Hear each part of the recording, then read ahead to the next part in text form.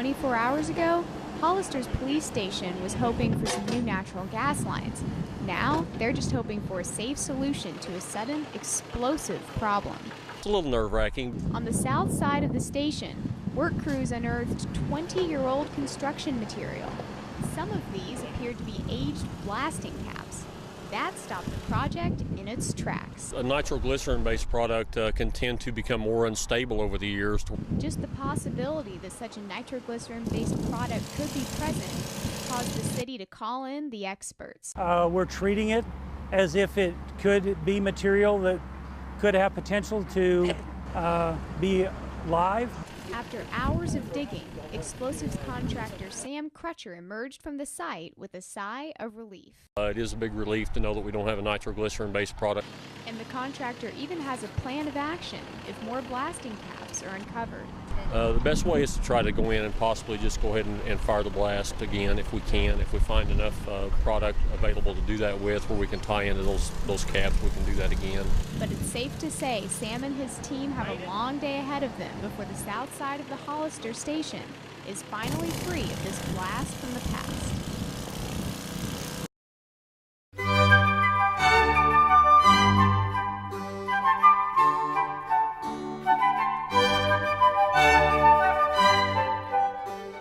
Meet Anastasia.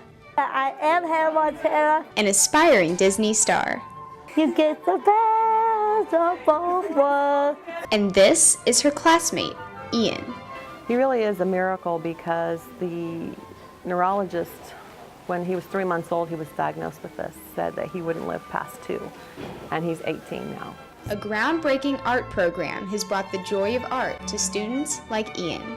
And for many of them, this is their first opportunity to express themselves through art. Here at Central, they've never had art before. There was IB art, and there was advanced art classes, and there were art foundation classes, but there was a whole group of bulldogs that were not having art. He actually got an award, and he got money from the special ed department to buy supplies for the students. I explained that I have this special ed class that does art, but they need special art supplies that we don't have.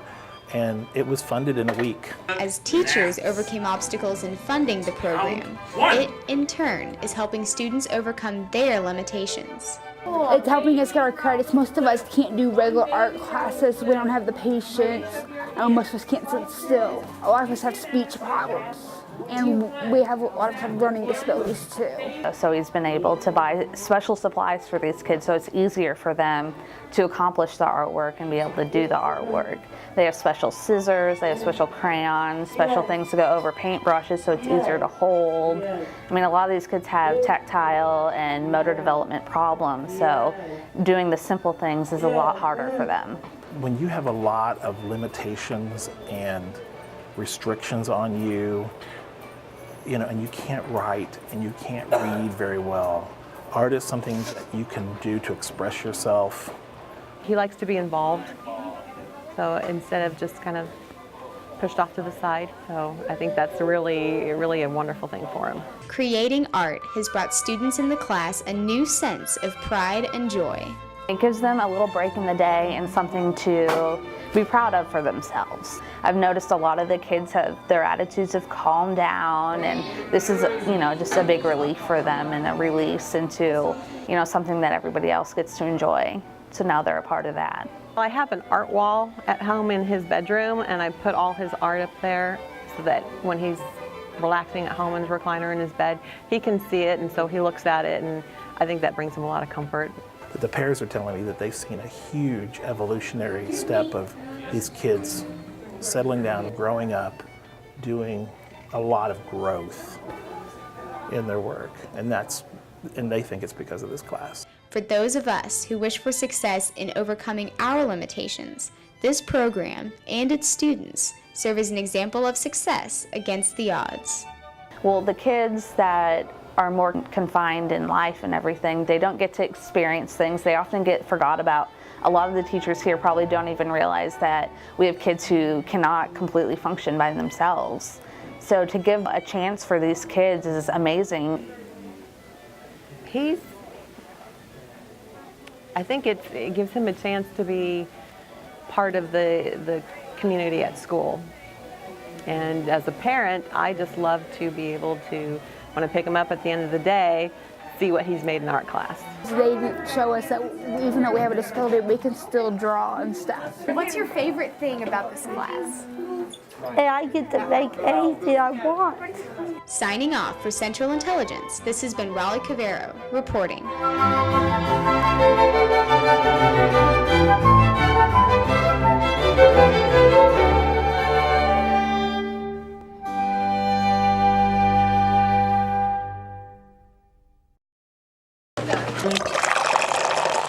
A hand-delivered cup of fresh, steaming coffee, enough to brighten any teacher's morning. It's the sweet start to the day here. But these daily deliveries bring just as much joy to the delivery boys.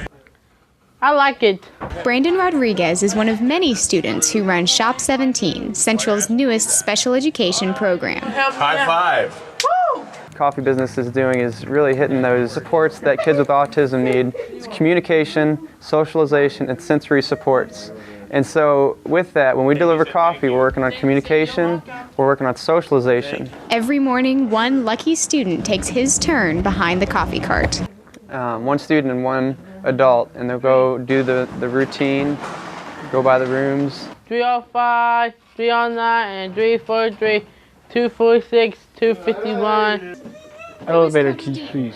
Up and down. Predictability in their schedule is good. But even a memorized routine cannot ensure predictability. Students must overcome many obstacles along the way. When a kid goes to a classroom, he's expected to talk to the teacher. Oh, get ID badge, Mrs. Smith. Where's your ID badge? Eye contact, saying good morning, saying thank you, asking if you want cream or sugar, and thank you before they leave.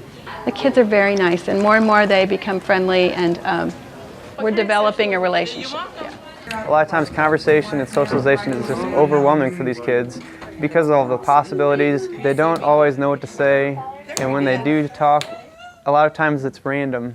Here you go, Brandon. Good morning, Miss Haddon. Good. Brandon. Good morning, Hattie. Good morning, Brandon. They know, okay, I'm supposed to say hi, how are you doing? When they say, how are you doing, I say good. Things like that, to where they can actually understand the social norms. This social know-how will benefit students when they enter the workforce. It's giving those students the opportunity to engage in an activity that would simulate delivering food in a restaurant. Good job. We have a pretty good success rate with kids finding jobs and keeping them. But for now, students in Shop 17 are making great strides towards success. So great to see them request something properly. When they sit down and they say, may I have the kitchen, please? And that's just great to see. And it probably takes three to 4 months for any of that stuff, but it makes it all worth it. Mr. Jewinner and his students remind us that sometimes a sentence is worth 1,000 words. Do I do ever coffee?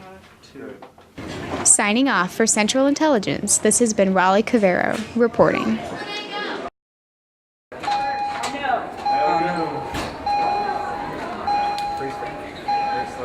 Walking. We do it every day. To class, to the cafeteria, to school. It's about a 15-minute walk. Like half a mile. I walk about 6 blocks. Students traverse this sidewalk every day on their journey to Central. But some students have misgivings about their daily travels. Yeah, my little sister walks, and I'm kind of freaked out about that because it's sex offenders around, and I don't want her to get hurt or nothing. In the school's immediate vicinity, this is nothing to worry about. Sex offenders are not allowed to come within 500 feet of a school. But expand this radius to 1 mile, and you will find the homes of 13 registered sex offenders. Inside a 2-mile radius, this number jumps to 88, and 281 registered sex offenders reside within 3.5 miles. This distance is significant because within this range, students are ineligible for school-sponsored transportation. Oftentimes, this means walking. It's obviously a situation that is ripe for something really bad to happen. Probably 75% or more of the people on these registration lists have offended against the high school age or younger. Well, my sister takes by Grand Beach, and that is known for sex offenders, like sitting right there and taking kids. And like, I just walk straight up Central. We stay away from those houses because you don't know really what's going to go happen or not. If I got somebody with me, I'd be fine. If I'm like by myself, I'd be kind of concerned, but not fully concerned. For those students that are concerned, the Greene County Police Station has some words of advice. The advice I would give you, anyone in that circumstance, would be careful of any adult that approaches you in a public environment. We want to think of convicted sex offenders as someone who's easily identifiable. But the fact of the matter is, if you look at the photographs, they look like everybody else that you encounter in your walk of life. Watch your back while you're walking, I guess, because it's like crazy. The world is crazy. To find information about sex offenders that live in your area, visit the Sex Offender Registry by following the link on the Highway Patrol's homepage. Signing off for Central Intelligence, this has been Raleigh Cavero reporting.